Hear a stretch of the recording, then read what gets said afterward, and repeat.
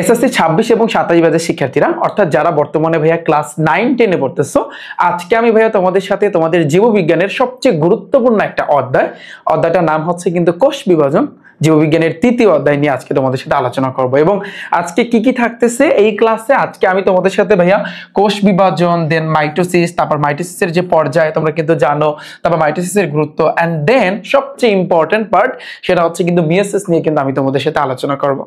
এবং ভাইয়া আমি শুরুর দিকে ভাইয়া দেখো কোষ বিভাজন, মাইটোসিসের পর্যায় এবং মাইটোসিসের গুরুত্ব, এই কয়টা ফার্স্টে আমি এই কয়টা টপিক আলোচনা করার পরে দেন আমরা সাথে সাথে ভাইয়া কি করব, বিগত বছরে দেখো যে এমসিকিউ গুলো আছে এই অধ্যায়ে, এগুলো কিন্তু আমরা কভার করে ফেলবো। শোনো, তুমি একটা জিনিস বুঝো, যখন যে অধ্যায় তুমি ধরো না কেন ওই অধ্যায়টা বই থেকে পড়ার পরে এরপর যদি তুমি সাথে সাথে এমসিকিউ গুলা কভার করে ফেলতে পারো, দেখবা ওই অধ্যায়টা তোমার কাছে একেবারে ইজি লাগবে।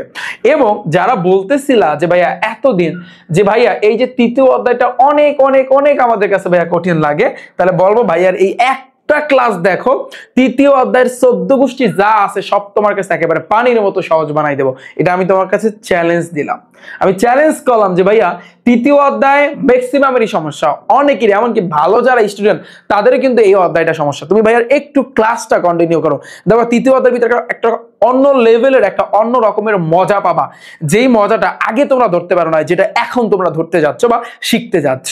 ওকে, তো ফার্স্ট অফ অল আমাদের ভাইয়া জানতে হবে, কি জানতে হবে দেখো, আমাদের ভাইয়া জানতে হবে কোষ বিভাজন সম্পর্কে। কি সম্পর্কে? কোষ বিভাজন সম্পর্কে। তাহলে আমার ছোট্ট একটা প্রশ্নের উত্তর দাও ভাইয়া, যে কোষ বিভাজন এই যে শব্দটা যে আছে বা বাক্য যাই বলো না কেন, তো এর ভিতরে ভাইয়া এই যে কোষ কি, কে কে বলতে পারো যে কোষ জিনিসটা কি, কোষ কোথায় থাকে, কোষ কার কার কাছে থাকে? তুমি বলবো যে আমার কাছে কোষ না, আমার ভাইয়ের কাছে আছে। তো কোষ কি এক্স্যাক্টলি তোমরা অনেকেই কিন্তু ভাইয়া জানো, যে তুমি তোমার কথা চিন্তা করো, আমার কথা চিন্তা করো, বা অন্যান্য গাছপালা যা আছে, যা কিছু আছে, এগুলোর ভিতরে কিন্তু কোটি কোটি কোটি কোটি কিন্তু ভাইয়া তোমার কোষ আছে। এটা মাথায় রাখবা, আমার ভিতরে কোটি কোটি কোষ আছে, তোমার ভিতরে কোটি কোটি কোষ আছে, গাছপালা যাই বলো এগুলোর ভিতরে কিন্তু ভাইয়া কোটি কোটি কোষ আছে। তোমরা যারা আমার রসায়নের 2য় অধ্যায়ের উপর ক্লাসটা দেখেছো, বেসিক ক্লাস যারা দেখেছো, তোমরা কিন্তু ভাইয়া এই জিনিসটা জানো যে ভাইয়া আমি এইটা শিখাইছি, যেমন তোমার সামনে বই বলো, খাতা বলো, যাই বলো না কেন, এগুলার ভিতরে কিন্তু এরকম জাস্ট এরকম কিন্তু ভাইয়া কি আছে, অণু আছে। কি আছে? কোটি কোটি কোটি কোটি ভাইয়া কি আছে, অণু আছে, যেগুলা কিন্তু পরস্পরে কিন্তু এইভাবে অণু বলতে পারো বা অথবা কণা বলতে পারো, কণা। তো এই কণাগুলা কিন্তু একটার সাথে আরেকটা কিন্তু গা ঘেঁষে আছে। তুমি বলবা যে ভাইয়া কিভাবে আমি চেক করব, আমার সামনে টেবিল আছে, আমি তো টেবিলের ভিতরে কিন্তু এরকম দেখতে পাচ্ছি না। ওই যে মাইক্রোস্কোপ একটা যন্ত্র আছে না, ওই যন্ত্রের সাহায্যে যদি ভাইয়া তুমি একটু চেক করে দেখো, তাহলে কিন্তু দেখতে পারবা যে ওই টেবিলের ভিতরে এরকম কোটি কোটি কণা বা অণু আছে। ঠিক সেম ভাবে কিন্তু আমাদের শরীরের ভিতরেও কিন্তু, অথবা গাছ বলো যাই বলো না কেন, এগুলোর ভিতরে কিন্তু ভাইয়া কোটি কোটি কোষ আছে। কি আছে ভাইয়া? কোষ আছে। এখন তাহলে কোষের কাহিনীটা বুঝতে পেরেছো? এইভাবে কিন্তু কোটি কোটি আমাদের ভিতরে কি আছে, কোষ আছে। আচ্ছা ফাইন, তাহলে কোষ জিনিসটা বুঝছো। এখন আসি ভাইয়া, বলবা যে ভাইয়া কোষ তো বুঝলাম, কিন্তু বিভাজন জিনিসটা আসলে বুঝতে পারলাম না, আসলে যে বিভাজন মানে কি, তাহলে কোষ বিভাজন এক্স্যাক্টলি কি। যেমন আমি যদি একটু ছোট্ট করে বলি, যেমন যখন তুমি জন্মগ্রহণ করেছো তখন তুমি কতটুকু ছিলা, তোমরা সকলে আনসার দিও ভাই এতটুকু ছিলাম, আমি এতটুকু ছিলাম, কিংবা আমি এত বড় ছিলাম। সবাই কিন্তু ছোট ছিল, তাই না?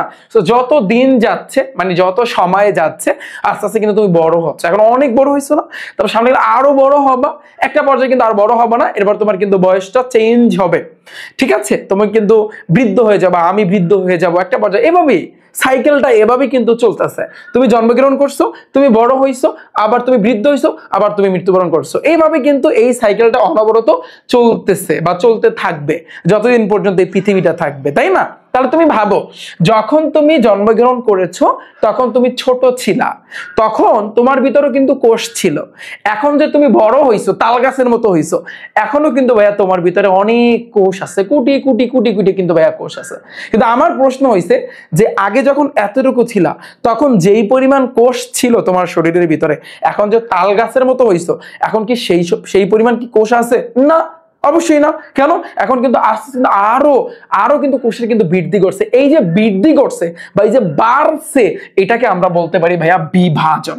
আমি বিষয়টা ক্লিয়ার করতে পারছি যে কোষ কি আর বিভাজন কি, কোষের জিনিসটা বুঝতে পেরেছো? তার মানে কোষের যে বৃদ্ধি, কোষের যে বাড়া, এটাকে আমরা বলতে পারি ভাইয়া বিভাজন। আমি বুঝাইতে পারছি? তাহলে কোষ বিভাজন, আমাদের অধ্যায়টার নামই হয়েছে কোষ বিভাজন। আমরা এতটুকু ক্লিয়ারলি ভাইয়া বুঝতে পেরেছি। ওকে, তো এতটুকু যদি বুঝে থাকো, এখন পয়েন্টে আছি যে ভাইয়া কোষ বিভাজনের ভিতরে তোমার এককোষী আছে আবার বহুকোষী আছে, অর্থাৎ এককোষী জীব আছে আবার বহুকোষী জীব আছে। তোমাদের আমি প্রথম অধ্যায় কিন্তু ভাইয়া পড়াইছি জীববিজ্ঞানে যে ভাইয়া যে অধ্যায় মানে সাবজেক্টটার নামই জীববিজ্ঞান, তার মানে তোমাকে কিন্তু এখানে জীব নিয়ে আলোচনা করছে, কোনো ঝড় না, জাস্ট জীব নিয়ে কিন্তু কথাবার্তা বলছে। ঝড় কোনগুলাকে বলে? যেমন তোমার সামনে বই খাতা যা আছে ওগুলাকে আমরা বলতে পারি ঝড়, যাদের কিন্তু আসলে কিন্তু প্রাণ নাই। আর জীব মানে কি? যাদের প্রাণ আছে। জীবের ভিতরে কি আছে? জীবের ভিতরে ভাইয়া দেখবা উদ্ভিদ আছে, উদ্ভিদ মানে কি? গাছপালা। আর কি আছে ভাইয়া? আর আছে কিন্তু ভাইয়া তোমার প্রাণী। তো এই জীবের ভিতরে কিন্তু দুই রকমের আছে, এক হইছে কিন্তু উদ্ভিদ, আর হইছে কারা? আর হইছে কিন্তু ভাইয়া তোমার প্রাণী। রাইট? বুঝাইতে পারছি আমি? তো উদ্ভিদেরও তো কিন্তু প্রাণ আছে, তাই না? নাইলে কিন্তু ওরা ফল ফলাদি কিভাবে দেয়? আবার প্রাণী তো আমাদের তো এমনিতেই প্রাণ আছে, আমরা বলো, তারপর গরু, তারপর মহিষ, ছাগল যারা আছে সবাই তো ভাইয়া হচ্ছে প্রাণী, কারণ এদের কি আছে? জীবন আছে। তো মাথায় রাখবা যে ভাইয়া কোষের ভিতরে এককোষী জীব আছে এবং বহুকোষী জীব আছে, এটা মাথায় রাখবা।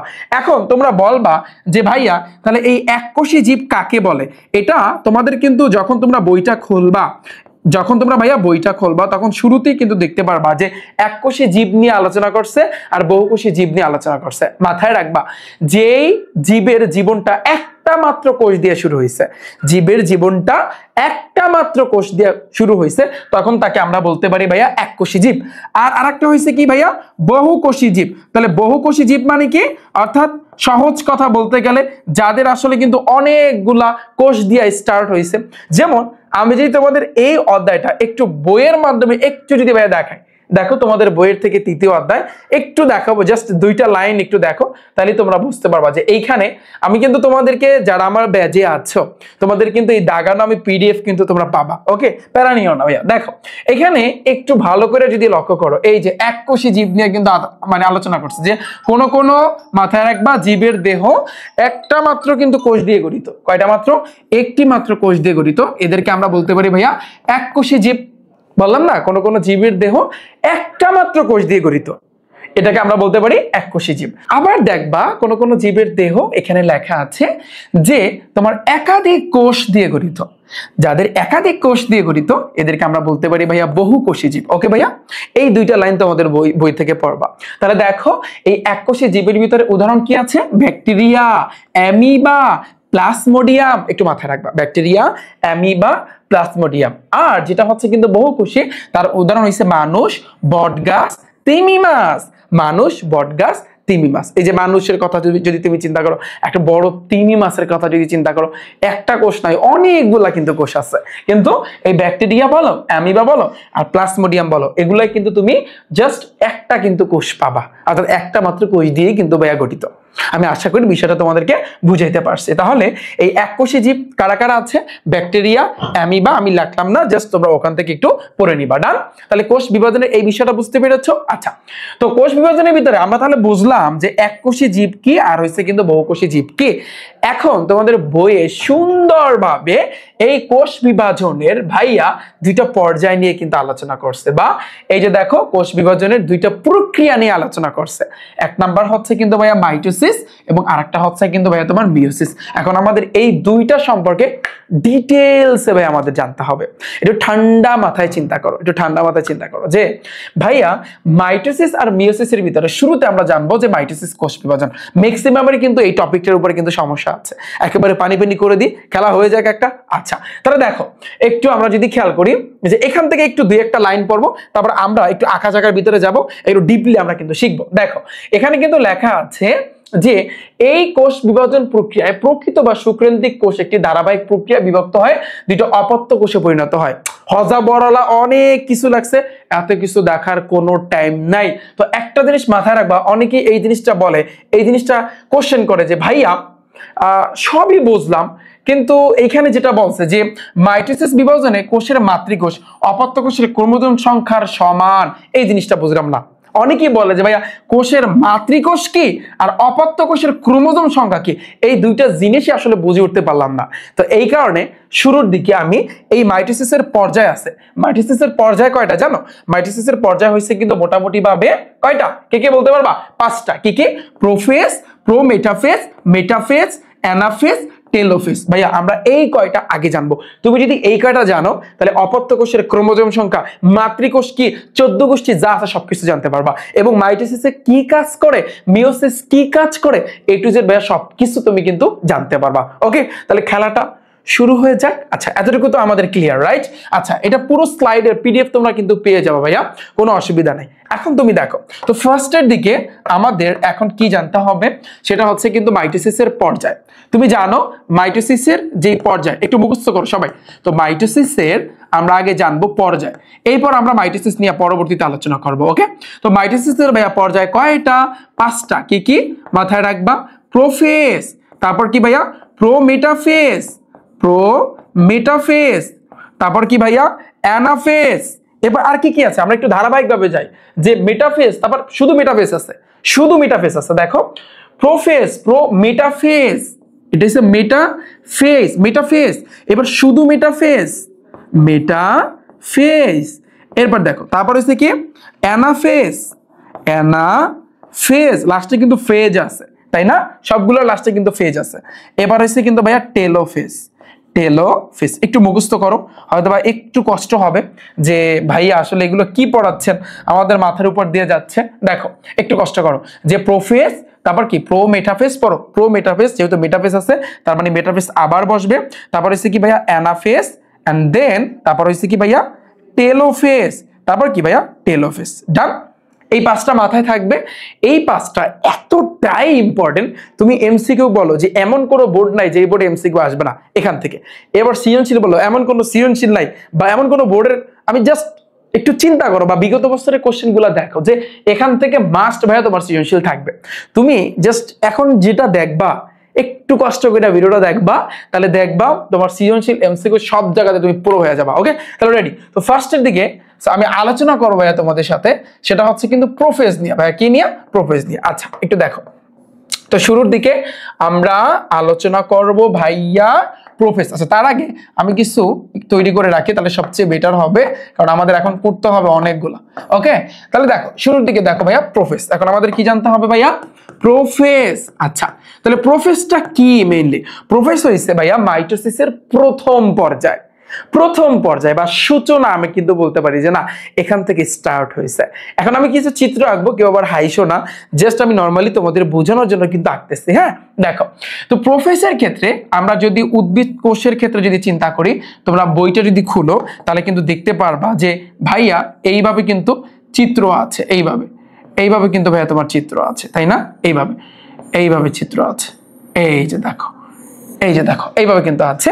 এবং প্রোফেজের ক্ষেত্রে তুমি দেখবা ভাইয়া এখানে একটা বড় নিউক্লিয়াস আছে, এটা জানতে হবে তোমার। এখানে কি আছে ভাইয়া? বড় একটা নিউক্লিয়াস আছে। আর কি আছে ভাইয়া?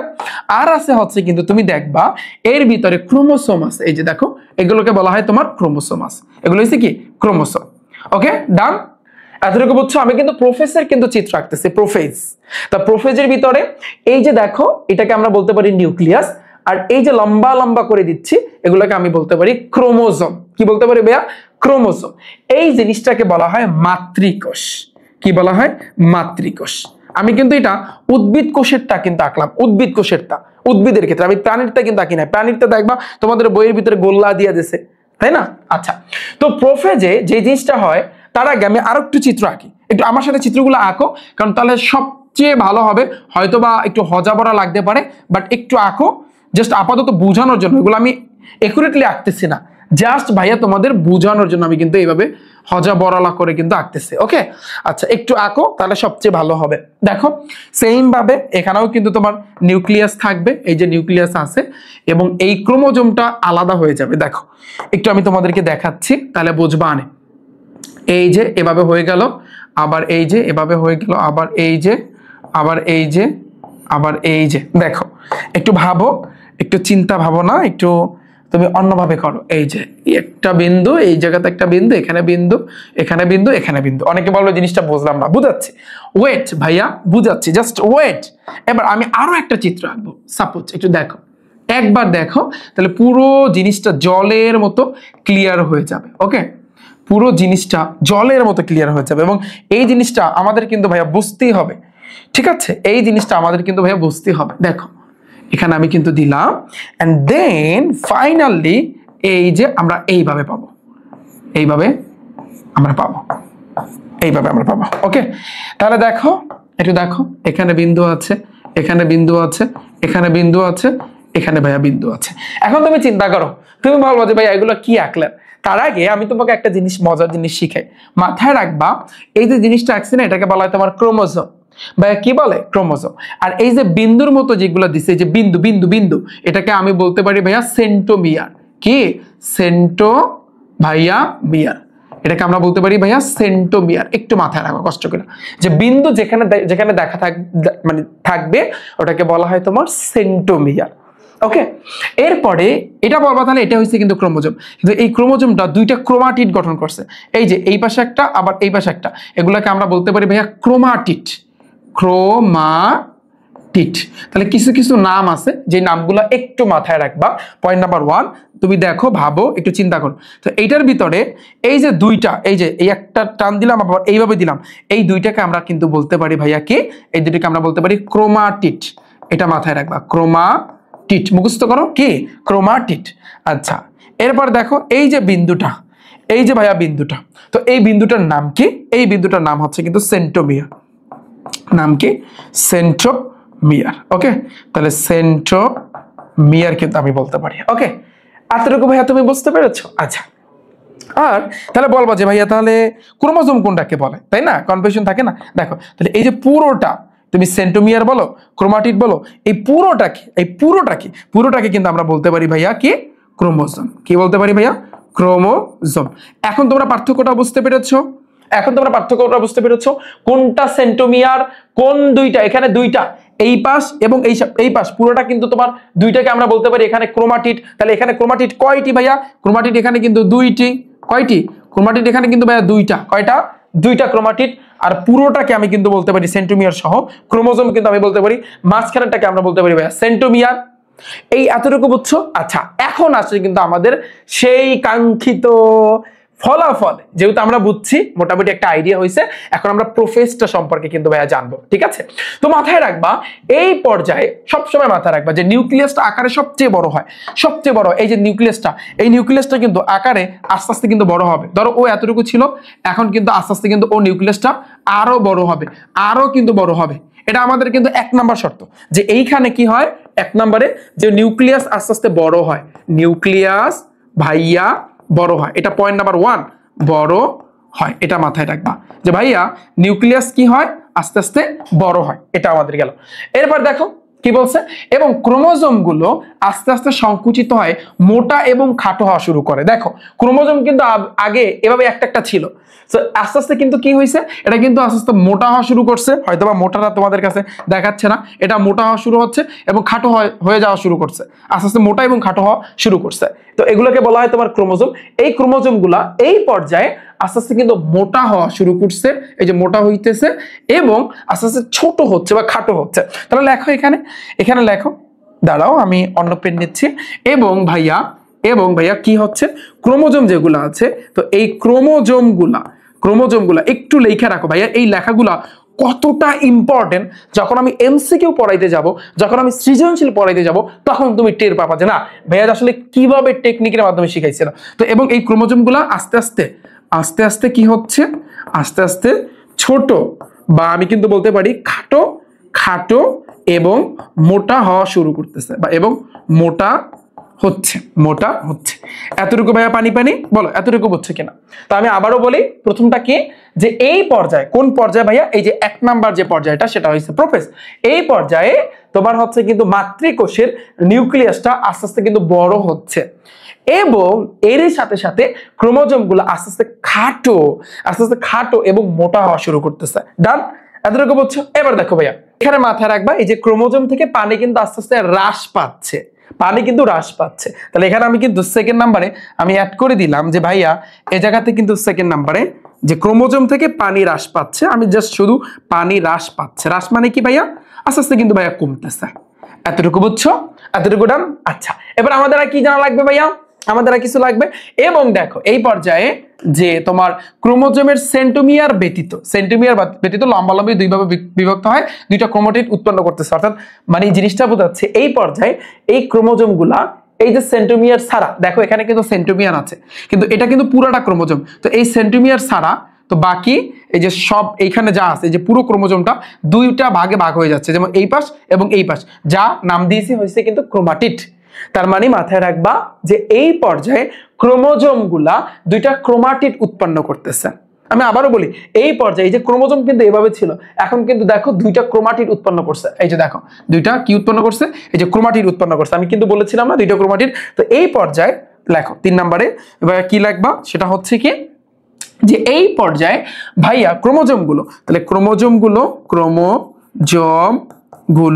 তোমার কি করতেছে যে দুইটি ক্রোমাটিড উৎপন্ন করতেছে, দুইটি ক্রোমাটিড উৎপন্ন করতেছে, ওকে, উৎপন্ন করতেছে। ডান, এতটুকু বুঝছো? তাহলে আমাদের এই তিনটা জিনিস একটু মাথায় রাখতে হবে, আর কিছু লাগবে না, আমাদের প্রথম পর্যায়ে শেষ। আমি আবারও বলি, হয়তোবা তোমাদের কাছে একটু অনেক কঠিন লাগছে, বাট তুমি দেখো শুরুর দিকে একটু কঠিন লাগবে, তুমি একবার মাথায় যদি ঢুকাইতে পারো দেখবা পুরো জিনিসটা কিন্তু পানি পানি হয়ে যাবে। দেখো তাহলে প্রোফেজ যে পর্যায়টা, এটা হচ্ছে কিন্তু মাইটোসিসের প্রথম পর্যায়, ওকে। এবং এই পর্যায়ে যেটা আমরা দেখতে পাচ্ছি যে নিউক্লিয়াসটা আস্তে আস্তে কিন্তু বড় হচ্ছে এবং এরই সাথে সাথে ক্রোমোজোমগুলো আস্তে আস্তে কিন্তু ছোট এবং খাটো হচ্ছে।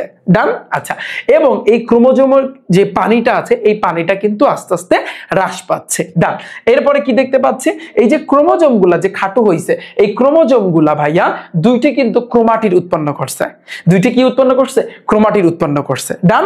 আবার তুমি যদি লাগাইতে চাও যে ভাই এখানে তো সেন্ট্রোমিয়ার আছে, আপনি উল্লেখ করেন নাই কেন, তুমি দিতে পারো যেখানে ক্রোমোজোমগুলো সেন্ট্রোমিয়ার সহ দুইটা ক্রোমাটিড উৎপন্ন করছে। আমি বিষয়টা বুঝিতে পারছি। এই আমাদের কিন্তু ভাইয়া প্রোফেজ পর্যায়, এতটুকু ডান। একটু কষ্ট হলেও কিন্তু ভাইয়া তোমার কিন্তু পড়তে হবে। গেল আমাদের প্রোফেজটা। এরপর আসছে কিন্তু ভাইয়া এখানে কিন্তু পুরো চিত্রটা আমি যদি তোমাদেরকে ভাইয়া একটু চিত্রের সাহায্যে দেখাই, যে তোমাদের ভাইয়া বই আছে, এই যে চিত্রটা তুমি দেখতে পাচ্ছ, আমি যেটা এঁকেছি সেটাই। এই যে দেখো এটার ভিতরে যেটা ছিল এখানে কিন্তু নিউক্লিয়াস ছিল, তাই না? এই নিউক্লিয়াস আস্তে আস্তে কিন্তু বড় হইতেছে। এবার এর ভিতরে যে দেখো এলোমেলো কিন্তু তোমার অনেকগুলো ক্রোমোজোম ছিল, ক্রোমোজোমে কিন্তু এখন কি আসছে? সেন্ট্রোমিয়ার আসছে। তারপরে এখানে আইসা তোমার কিন্তু এই যে দুইটা ক্রোমাটিড কিন্তু উৎপন্ন করছে। এটা গেল আমাদের উদ্ভিদ কোষ। এই আমি যে চিত্র আঁকছি এটা হচ্ছে উদ্ভিদ কোষ। প্রাণী কোষটা কিরকম? গোল্লা, দেখো সেম এখানে কিন্তু শুধুমাত্র ভাইয়া এখানে প্রাণী কোষে একটা সেন্ট্রোসোম থাকে, সেন্ট্রোসোম যেটা কিন্তু সেন্ট্রিওল। পরবর্তীতে দেখো তোমার এখানে অ্যাস্টার রশ্মি কিন্তু বিচ্ছুরিত হয়। এটা একটু মাথায় রাখবা যে তোমার প্রোফেজ পর্যায়ে প্রাণী কোষে তোমার ফার্স্টে থাকে সেন্ট্রোসোম, সেটা কিন্তু তোমার সেখান থেকে অ্যাস্টার রশ্মি তো বোঝো, এই অ্যাস্টার রশ্মিটা বিস্তৃত হয়। এটা আমরা পরবর্তীতে পরে শিখবো, ওকে। ডান আমাদের এটা। এবার আছে কিন্তু ভাইয়া দেখো প্রোমেটাফেজ। তাহলে প্রোমেটাফেজ কি হয়? দেখো এই যে পর্যায়টা আমরা একটু অন্যভাবে যদি চিন্তা করি, দেখো সেকেন্ড নাম্বার একটু কঠিন ভাইয়া, এই চ্যাপ্টারটা একটু কঠিন, বাট আমি সহজে তোমাদেরকে শেখানোর চেষ্টা করবো। দেখো এবার হয়েছে কিন্তু ভাইয়া তোমার প্রোমেটাফেজ। তাহলে এই প্রোমেটাফেজে কি হয় এটা তোমার বুঝতে হবে।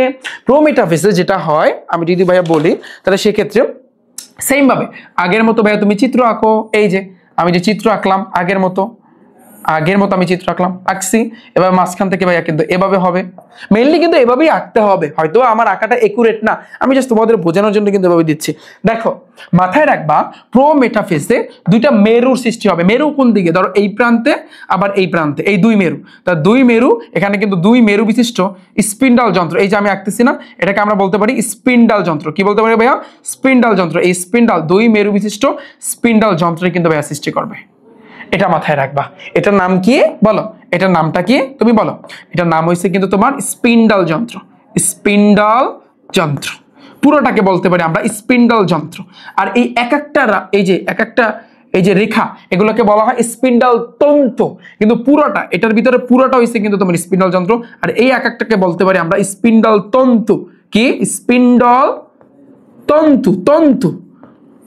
ওকে ভাইয়া, বিষয়টা বোঝো? তো এগুলো পুরোটাকে আমরা বলবো স্পিন্ডল যন্ত্র, আর এটা হচ্ছে কিন্তু তোমার স্পিন্ডল তন্তু। তাহলে এখন দেখো প্রোমেটাফেসে কি হয়, এই পর্যায়ে এসে ভাইয়া তোমার যেটা হয়, অর্থাৎ দুই মেরু বিশিষ্ট একটা স্পিন্ডল যন্ত্রের সৃষ্টি করে। হ্যাঁ, এবং এই যেগুলো এক একটাকে বলা হয় তোমার স্পিন্ডল তন্তু। তাহলে তুমি বলবা যে ভাইয়া প্রথম পর্যায়ে আমরা দেখেছি উদ্ভিদ কোষের ভিতরে এই যে তোমার হচ্ছে ক্রোমোজোমটা, অর্থাৎ অর্থাৎ তোমার কি বলে সেন্ট্রোমিয়ার সহ দুইটা ক্রোমাটিড উৎপন্ন করছে। তাহলে এই যে দুইটা ক্রোমাটিড এটা কোথায় যাবে, এই যে দুই মেরুর ঠিক মাঝখানে, যেই মাঝখানে এই যে মিডল যে পয়েন্টটা আছে, এই পয়েন্টটাকে বলা হয় বিষুবীয় অঞ্চল। বা কি বলে এই মিডল পয়েন্টটাকে বলতে পারি আমি, এই যে মিডল পয়েন্টটাকে আমরা বলতে পারি বিষুবীয় অঞ্চল কিন্তু আমরা বলতে পারি। তো এই বিষুবীয় অঞ্চলে কিন্তু ভাইয়া আসে, এটা মাথায় রাখবা ভাইয়া। কি করে এই বিষুবীয়, অর্থাৎ এইখানে কিন্তু তোমার আসে। যেমন আমি যদি তোমাদেরকে একটু বলি, সাপোজ তুমি ভাবো এইখানে কিন্তু আসবে, এইখানে কিন্তু এই যে আসলো, দেখছো এইভাবে কিন্তু আসলো। এই যে দুইটা ক্রোমাটিড, মানে আমি বলতে পারি পুরোটাই কিন্তু ক্রোমোজোম। এই ক্রোমোজোম গুলা ভাইয়া তোমার কোথায় থাকে, এই যে মেডেলে কিন্তু ভাইয়া তোমার আসে। ওকে, পুরোপুরি মেডেলে না, ধরো একজন এখানে, আর একজন এখানে, আবার এইখানে, আবার এইখানে, আবার এইখানে, মানে এই যে ক্রোমোজোম গুলো ওরা কিন্তু এর ভিতরেই কিন্তু থাকে। তাহলে বিষয়টা ক্লিয়ার? আমি আশা করি তোমরা বুঝতে পেরেছো। এটা হচ্ছে কিন্তু ভাইয়া প্রোমেটাফেজ। এটা হচ্ছে কি ভাইয়া প্রোমেটাফেজ, মেইনলি তোমার কোষের কিভাবে বৃদ্ধি ঘটে আমরা কিন্তু সেটা শিখতেছি। তাহলে আমাদের প্রোফেজ ডান, দেন হচ্ছে কিন্তু প্রোমেটাফেজ এই পর্যায়ে। আচ্ছা আমরা একটু দেখি এখন বাংলায় কি লেখা। এই পর্যায়ে একেবারে প্রথম দিকে উদ্ভিদ কোষে কতগুলো তন্তুময় প্রোটিনের সমন্বয়, এই যে দেখো তন্তুময় প্রোটিনের সমন্বয় কিন্তু বলছে দুই মেরু বিশিষ্ট স্পিন্ডল যন্ত্র সৃষ্টি। এই যে দেখো স্পিন্ডল যন্ত্র সৃষ্টি হয়েছে, দুই মেরু বিশিষ্ট স্পিন্ডল যন্ত্র কিন্তু ভাইয়া সৃষ্টি হয়েছে। কিন্তু বলবা তাহলে ভাইয়া তাহলে এই নিউক্লিয়াসটা যাইবে কই? তো এই নিউক্লিয়াসটা এখানে থাকবে, কিন্তু এখানে নিউক্লিয়াসটা ভাইয়া থাকবে প্রায় বিলুপ্ত হয়ে যাবে, মানে প্রোমেটাফেজ এসে নিউক্লিয়াসটা বিলুপ্ত হয়ে যাবে, মানে নিউক্লিয়াসটা আস্তে আস্তে উঠে যাবে। বিষয়টা বুঝতে পেরেছো? তো এই কথাটাই, আর কিছু না। তাহলে দেখো দুই মেরু বিশিষ্ট স্পিন্ডল যন্ত্র সৃষ্টি হয়েছে। এই স্পিন্ডল যন্ত্রের দুই মেরুর মধ্যবর্তী স্থানকে ইকুয়েটর বা বিষুবীয় অঞ্চল বলে। ওই যে বললাম এই যে মধ্যবর্তী স্থান, এই যে মধ্যবর্তী স্থান, এটাকে আমরা বলতে পারি ভাইয়া বিষুবীয় অঞ্চল, বা এটাকে তুমি বলতে পারো ইংরেজিতে ইকুয়েটর। তাহলে দুই মেরু বিশিষ্ট স্পিন্ডল যন্ত্রের মধ্যবর্তী স্থানকে আমরা বলতে পারি ভাইয়া বিষুবীয় অঞ্চল। ভাইয়া ক্লিয়ার? কষ্ট হচ্ছে একটু ভাইয়া থাকো, কষ্ট হইলো একটু ভাইয়া থাকো, তাহলে দেখবা পুরো জিনিসটা একেবারে পানির মতো সহজ হয়ে যাবে তোমার কাছে। হয়তো বা প্রথম একটু কষ্ট হবে, অনেকটা একটু কষ্ট হবে, বুঝছো?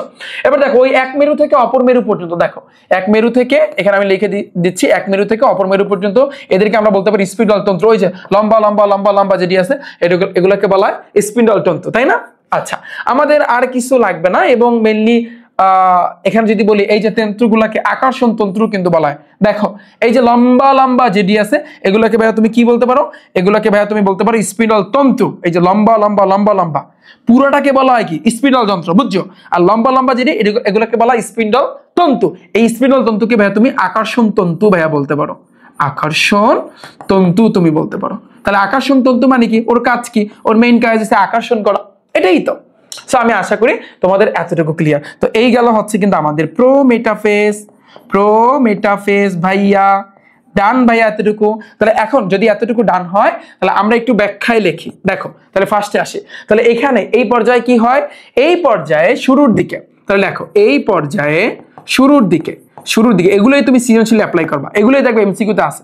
তাহলে এই পর্যায়ে শুরুর দিকে ভাইয়া, শুরুর দিকে কি করে, দুই প্রান্ত বিশিষ্ট, লেখো দুই প্রান্ত বিশিষ্ট বা দুই মেরু বিশিষ্ট, মেরু লেখবা দুই মেরু বিশিষ্ট, সবচেয়ে বেটার হবে, সবচেয়ে ভালো হবে। তাহলে লেখো দুই মেরু বিশিষ্ট কি হয় স্পিন্ডল যন্ত্র, এটাকে বলা হয় কি, পুরোটাকে বলা হয় কি স্পিন্ডল। তাহলে স্পিন্ডল যন্ত্র বলে, তাহলে স্পিন্ডল যন্ত্রের সৃষ্টি হয়, স্পিন্ডল যন্ত্রের সৃষ্টি হয়। ওকে, তাহলে স্পিন্ডল যন্ত্র সৃষ্টি হয়, এটা মাথায় রাখবা। এবং যেগুলোকে এক একটাকে কি বলা স্পিন্ডল তন্ত্র, তাহলে এক একটিকে কি বলে, যে এক একটিকে বলা হয় তোমার স্পিন্ডল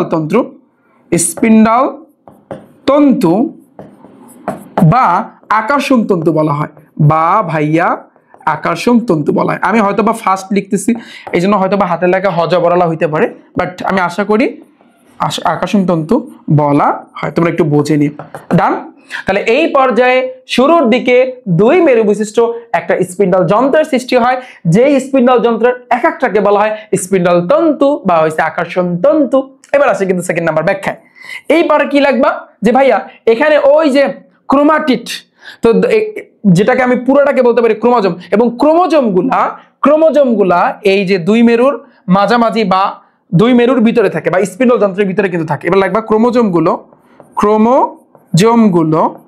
দেখো ক্রোমোজোমগুলো যে স্পিন্ডল যন্ত্রের ভিতরে থাকে, এখন মাঝখানে থাকে এরকমটা না, যে মাঝখানে একেবারে থাকে এরকমটা না, এটা পরের পর্যায়ে একেবারে মাঝখানে থাকবে। ওকে, তাহলে ক্রোমোজোমগুলো ভাইয়া স্পিন্ডল যন্ত্রের ভিতরে থাকে বা স্পিন্ডল যন্ত্রের ভিতরে থাকে। বিষয়টা ক্লিয়ার? ভিতরে থাকে যদি আসে, এবার ব্যাখ্যা দিবা স্পিন্ডল যন্ত্রের ভিতরে ভাইয়া থাকে। বুঝাইতে পারছি? এবার তুমি 3 নাম্বার লিখতে পারো যে না এই পর্যায়ে ভাইয়া তোমার নিউক্লিয়াসটা প্রায় বিলুপ্ত হয়ে যায়, তাহলে এটা লাগবে যে এই পর্যায়ে নিউক্লিয়াস বিলুপ্ত হয়ে যায়। তাহলে নিউক্লিয়াস ভাই কি হয়? বিলুপ্ত হয়ে যায়। বিলুপ্ত আগের পর্যায়ে হয়ে যায়, বাট এটা আরেকটু থাকে, সেটা পুরোটাই এখন বিলুপ্ত হয়ে যায় বা বিলুপ্ত হয়। আমি আশা করি তোমরা এতটুকু বুঝতে পেরেছো। ডান। আচ্ছা, যদি আমাদের এতটুকু ডান হয় তাহলে দেখো এই যে দাগানো যে আমি দাগায় রাখতেছি, এগুলো সবচেয়ে ইম্পর্টেন্ট ভাইয়া, সবচেয়ে ইম্পর্টেন্ট, এটা মাথায় রাখবা। এই দাগানো পুরো পিডিএফটা ভাই আমি তোমাদেরকে দিয়ে দেবো, ঠিক আছে? সো দাগানো পুরো বইটাই কিন্তু তোমরা পাবা। দাগানো আমি যতটুকু দাগাই দিই এগুলো পড়লেই এনাফ, এর বাইরে কিন্তু পড়ার কোনো দরকার নাই, কারণ এগুলো পড়লে এগুলোর ভিতর থেকে তুমি এমসিকিউ গুলো পাবা। ওকে, তাহলে দেখো এবং মাথায় রাখবা এটা গেল আমাদের উদ্ভিদ কোষ। প্রাণী কোষের ক্ষেত্রে দেখো দুই পাশে কিন্তু তোমার সেন্ট্রিওল বা অ্যাস্টার রশ্মি কিন্তু বিস্তৃত হচ্ছে। সেই অ্যাস্টার রশ্মি কিন্তু আগেও কিন্তু ছিল, তাই না? আচ্ছা, এটা নিয়ে একটু পরে আলোচনা করি। এবার আসি কিন্তু ভাইয়া মেটাফেজ। তো মেটাফেজে কি হয় ভাইয়া দেখো তো, সেম ভাবে তুমি দেখো সেই স্পিন্ডল যন্ত্র, সেই স্পিন্ডল তন্তু সবই আছে, সেই দুইটা মেরু তাও আছে, কিন্তু বিষুবীয় অঞ্চলে যেটা হয় আগে কিন্তু এই যে ক্রোমোজোম গুলা ও এখানে ছিল, কেউ এখানে ছিল, কেউ এখানে ছিল, এখন কিন্তু ঠিক মিডল পয়েন্টে অর্থাৎ একেবারে বিষুবীয় অঞ্চলের মাঝ বরাবর কিন্তু আসে। তার মানে আমরা বুঝতে পারলাম যে ভাইয়া এখন যে পর্যায়টা ভাইয়া দেখো, এখন এই পর্যায়টার নাম কি? তাহলে প্রোফেজ, প্রোমেটাফেজ। এখন যে পর্যায়টার নাম হচ্ছে কিন্তু শুধু মেটাফেজ, শুধু মেটাফেজ। তো এই পর্যায়ের নামটা হচ্ছে কি? তুমি ভাবো ভাইয়া, তুমি চিন্তা করো। তো সেম ভাবে আগের মতো কিন্তু ভাইয়া তোমার এভাবে কিন্তু থাকবে, একেবারে ঠিক আগের মতো এভাবে ভাইয়া থাকবে। ওকে, এখন এখানে যেটা হয় ভাইয়া দেখো একটু খেয়াল করি আমরা, এখানে মেইনলি যেটা হয় ওই যে দুই মেরু বিশিষ্ট স্পিন্ডল যন্ত্র, মনে আছে? ওটা কিন্তু কিভাবে ছিল, এভাবে কিন্তু আমি দিয়েছি।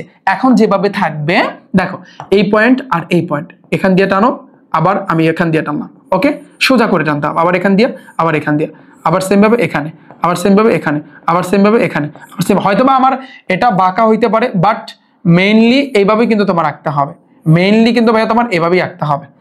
বিষয়টা বুঝছো? জাস্ট এভাবে তুমি দাগ দাগ দিয়ে আঁকো, একেবারে যেন একুরেট হয়। ওকে, তো সেম ভাবে এটাকে আমরা কিন্তু বলতে পারি স্পিন্ডল যন্ত্র। তোমরা আবার বললো না ভাইয়া এটাকে আপনি স্পিন্ডল যন্ত্র বলছেন, তাহলে এটার নাম কি? এটা তো আবার ওটার চেয়ে একটু ডিফারেন্স দেখি, এটার নামও কিন্তু স্পিন্ডল যন্ত্র ভাইয়া।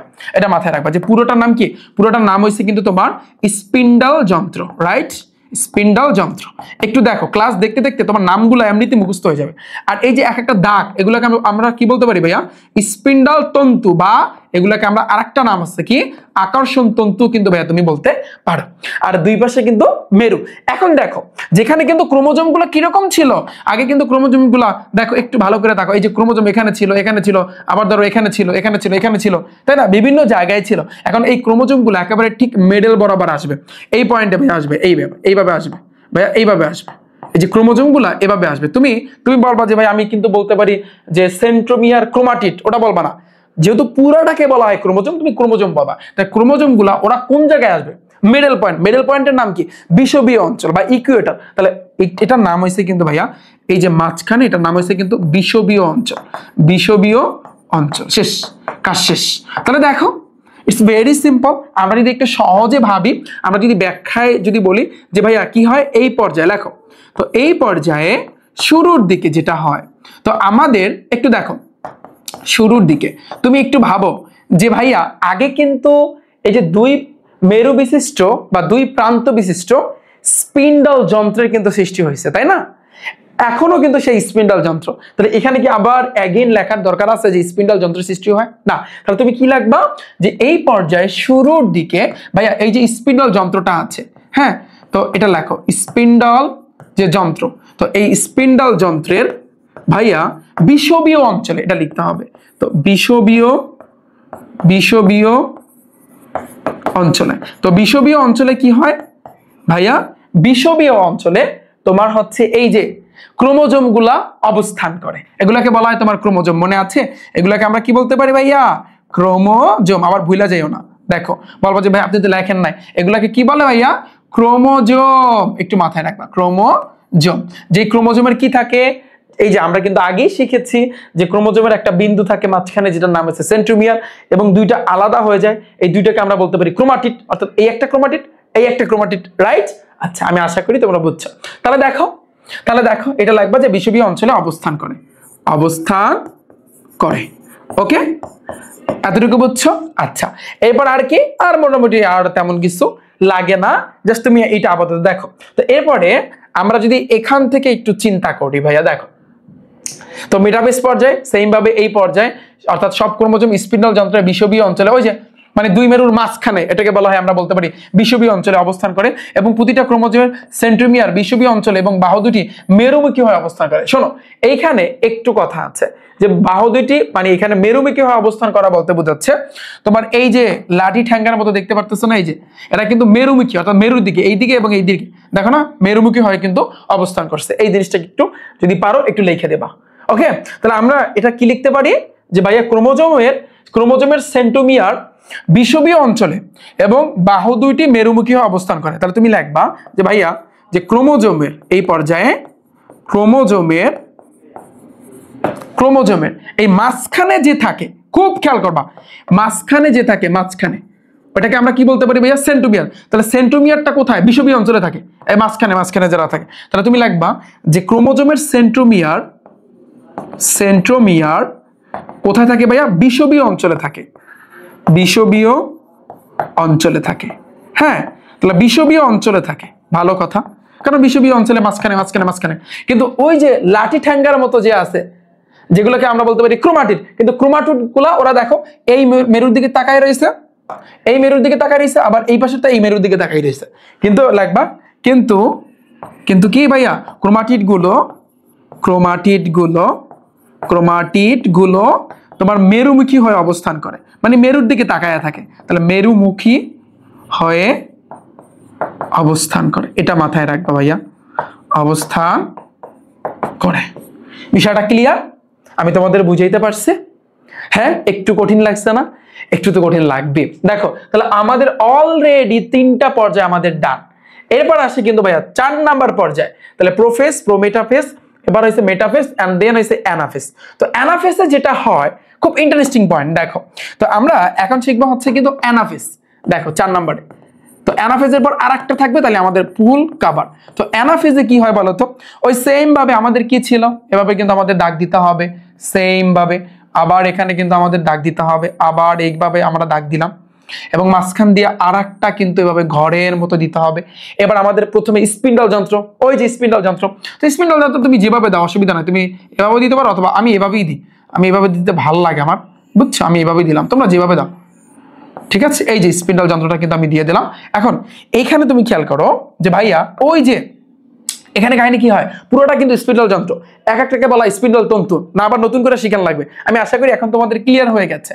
এখন এই যে মাঝখানে যে ক্রোমোজোম গুলা ছিল, এই যে সেন্ট্রোমিয়ারটা একেবারে বিষুবীয় অঞ্চলে, আর এই যে লাঠি গুলা যেগুলোকে আমরা বলতে পারি ভাই ক্রোমাটিড গুলা, ওগুলা কিন্তু মেরুমুখী অবস্থান করছে। এখন এখানে ওরা কিন্তু দুইটা ভাগ হয়ে যাবে, বিষয়টা বোঝো। এখন কিরকম ভাগ হয়ে যাবে, আমি যদি একটা ক্রোমোজোমের কথা বলি, দেখো ক্রোমোজোম কিরকম, এইভাবে না? ক্রোমোজোম কি এইভাবে না ভাইয়া? দেখো ক্রোমোজোমটা কি এভাবে না? এইভাবে কিন্তু ক্রোমোজোমটা, পুরো ক্রোমোজোমটা কিন্তু এইভাবে।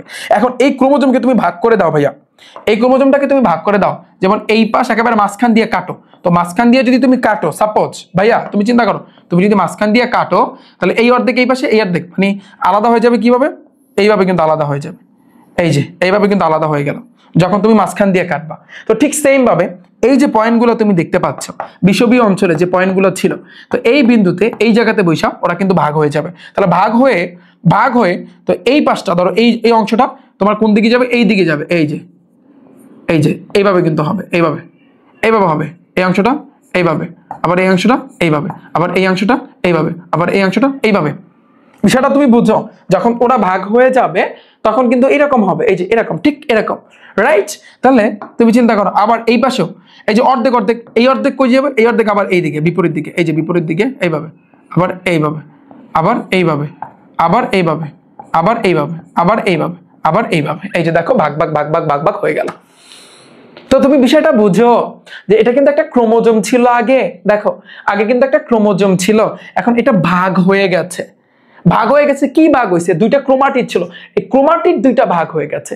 তাহলে এই ক্রোমাটিড দুইটা ভাগ হয়ে গেছে, মাথায় রাখবা আগে কিন্তু পুরো ক্রোমোজোম, এই পুরোটাকে আমরা বলতাম ক্রোমোজোম, পুরোটাকে আমরা কি বলতাম ভাইয়া? ক্রোমোজোম। হয়তো বা বলবা যে ভাইয়া ক্রোমোজোমের মধ্যে কেন্দ্রে যে থাকতো হয়েছে সেন্ট্রোমিয়ার, তারপর ওরা দুইজন হয়েছে ক্রোমাটিড, ওটা আসলে মুখ্য বিষয় ছিল না, মেন ছিল ক্রোমোজোম। এখন ক্রোমোজোম যখন অর্ধেক ভাগ হয়ে যাবে এটাকে বলা হয় ভাইয়া অপত্য ক্রোমোজোম। এখন কিন্তু আমি কিন্তু বলতে পারি এটাকে অপত্য ক্রোমোজোম, অপত্য লাগাইতে হবে এখন, এটাকে আমি কি বলতে পারি? অপত্য ক্রোমোজোম, এটা মাথায় রাখবা। আবার এটাকেও আমি কিন্তু বলতে পারি অপত্য ক্রোমোজোম, কি বলতে পারি? অপত্য ক্রোমোজোম। ঠিক আছে, বিষয়টা ভাইয়া ডান। এটাও অপত্য ক্রোমোজোম, এটাও হয়েছে কিন্তু অপত্য ক্রোমোজোম, এই যে দেখো অপত্য ক্রোমোজোম। ঠিক আছে, এখন এই কারণে কিন্তু তুমি দেখবা তোমাদের বইয়ে সুন্দরভাবে কিন্তু লেখা আছে, একটু দেখো যে এখানে কাহিনীটা দেখাই, প্রতিটা ক্রোমোজোমের সেন্ট্রোমিয়ার দুই ভাগে ভাগ হয়ে যাবে। এই যে দেখো, এই যে এই ক্রোমোজোমটা, এই যে সেন্ট্রোমিয়ারটা না, এটাকে বলা হয় সেন্ট্রোমিয়ারটা, মাঝখানে যে থাকে ওটাকে কি বলে? এটার নাম হচ্ছে তোমার সেন্ট্রোমিয়ার। তো এই সেন্ট্রোমিয়ারটা ভাইয়া তোমার দুইটা ভাগ হয়ে যাবে, এই যে ভাগ হয়ে গেল, তো দুই ভাগ হয়ে ফলে ক্রোমাটিড দুইটা আলাদা হয়ে যাবে। এই যে দেখো এখানে কিন্তু ক্রোমাটিড, এই ক্রোমাটিড, এই দুইটা ক্রোমাটিড আলাদা হয়ে গিয়ে এইভাবে কিন্তু হয়েছে, এই যে এই একটা এই একটা। আচ্ছা, এবার দেখো যে এই অবস্থায় প্রতিটা ক্রোমাটিডকে অপত্য ক্রোমোজোম বলে। এই অবস্থা দেখো, এখন এই ক্রোমাটিডকে বলা হয় অপত্য ক্রোমোজোম, আবার এই ক্রোমাটিডকে বলা হয় অপত্য ক্রোমোজোম, এই কথাটাই কিন্তু বলছে। ওকে, এই কথাটাই বলছে, এবং এতে একটি করে সেন্ট্রোমিয়ার থাকে, অর্থাৎ এই যে এখান দিয়ে ভাগ হয়ে গেছে, তাতে কি হয়েছে? এখন এখানেও সেন্টিমিয়ার আছে, এখানেও সেন্টিমিয়ার আছে, এই যে এখানেও সেন্টিমিয়ার, এখানেও সেন্টিমিয়ার, একটি করে সেন্টিমিয়ার থাকে। আচ্ছা, অপত্য ক্রোমোজোমগুলো বিষুবীয় অঞ্চল থেকে পরস্পর বিপরীত মেরুর দিকে সরে যেতে থাকে, অর্থাৎ যখনই ওরা ভাগ হয় তখনই কিন্তু ওদের ভিতরে, এই যে ভাগ হয়েছে না, ওদের ভিতরে একটা বিকর্ষণ কাজ করে। তো তুমি চিন্তা করো, আকর্ষণ মানে কি? কাছে টেনে আনা, কাছে এসো, মানে আকর্ষণ। আর বিকর্ষণ মানে কি? দূরে ঠেলে দেওয়া, যে যাও, দূরে চলে যাও। তো বিষয়টা হচ্ছে যখনই ওরা ভাগ হয়ে গেছে তখন ওদের দুইজনের ভিতরে একটা বিকর্ষণ কাজ করছে, যখনই বিকর্ষণ কাজ করছে ওরা পরস্পর দূরে ঠেলে দিচ্ছে। এই কারণে কিন্তু ওরা কিন্তু ছিল আগে কোনটায়? আগের পর্যায়ে কিন্তু আমরা দেখছি ওরা কিন্তু ঠিক বিষুবীয় অঞ্চলে কিন্তু ছিল, একেবারে সংযুক্ত ছিল, একজন আরেকজন লাগে খুব ভালো একটা সম্পর্ক ছিল, বন্ডিং ছিল। এখন সেই বন্ডিংটা নাই, এখন কিন্তু ওদের ভিতরে একটা বিচ্ছিন্ন হয়েছে, হইতেই পারে, বিচ্ছিন্ন হইতে পারে না, এখন দুইজন আলাদা, তোমায় আমি চিনি না। এখন বিষয়টি সেরকম, আগে অনেক চেনাচিনি ছিল, অনেক কিছু ছিল, দেখো ওরা দুজন খুব কাছাকাছি ঘনিষ্ঠ আকারে কিন্তু ছিল, কিন্তু ওদের ভিতরে এমন বাধা বাঁধছে যার ফলে কিন্তু এখন দেখো ওরা পরস্পর কিন্তু দূরে।